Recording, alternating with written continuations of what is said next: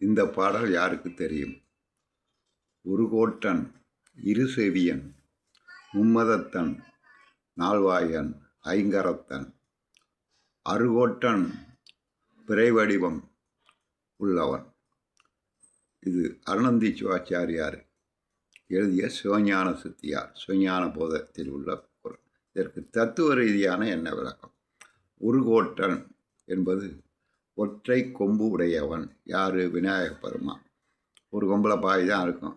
ஒருத்தர் மகாபாரதத்தை எழுதினார் அப்படின்னு, ஒருத்தர் அசுரர்களை அழிக்க உடைத்தார் அப்படின்னு சொல்லுவாங்க. இதுதான் ஒரு கோட்டம். அல்லது இந்த ஒரு கோட்டம் அப்படின்பதற்கு தத்துவ ரீதியான விளக்கம் என்னவென்றால், பரஞான பதி. பரஞானம் என்றால் என்ன? பரஞான பதி என்பது சிவபெருமானை கிடைக்கும் இறைவன். பரம் என்றால் மேலான என்ற அர்த்தம். மேலான பதி, பதி என்றால் தலைவன், மேலான இறைவன், பரஞான பதி. அதான் ஒரு கோட்டன். இரு செவியன் அப்படின்னா என்ன? ரெண்டு காதுகளை உடையவன். யார்? யானைக்கு ரெண்டு காது, மனிதனுக்கு ரெண்டு காது. அதை சொல்லவில்லை. தத்துவ ரீதியான விளக்கம், சர்வத்தியன் சர்வகிருத்தன், எதையும் அறிபவன், எதையும் செய்பவன். அதான் இரு செவியன். மும்மதத்தன், மூன்று மதங்களை உடையவன்.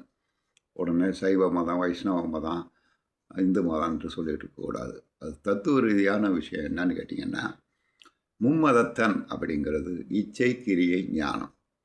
சைவ சித்தாந்த கருத்து. இன்பம் இருக்க வேண்டும், கிரியை செயல் இருக்க வேண்டும், ஞானம் அறிவு இருக்க வேண்டும். இந்த மூன்றும் இருந்தால்தான் அது ஒரு உயிரினம். அதான் மும்மதத்தன். நால்வாயன். நால்வாயன் என்றால் தொங்குகிற வாய். யானைக்கு தொங்குகிற வாய், புரியுங்களா?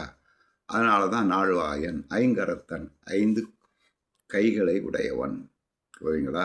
பஞ்சகிருத்தியம், புரியுங்களா? அதுதான் விளக்கம். பஞ்சகிருத்தியம் என்பது இறைவனை வழிபடுவதற்கான பஞ்சகிருத்திய செயல்கள் 5. ஐங்கரத்தன். 6. அறுகோட்டம். 6 என்றால் வழி. கங்கையை தலையில் வைத்திருப்பவன், புரியுங்களா?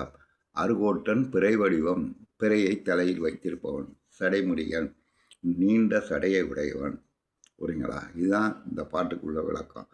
இது எங்கே வருகிறது என்றால், சைவ சித்தாந்தம் அருணந்தி சிவாச்சாரியார் எழுதிய சிவஞான சித்தியா, சிவஞான போதம் நூல்களிலிருந்து.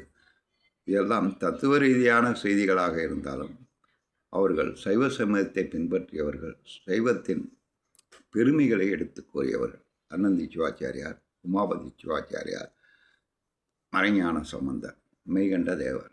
இதில் முதலில் உள்ளவர் மெய்கண்ட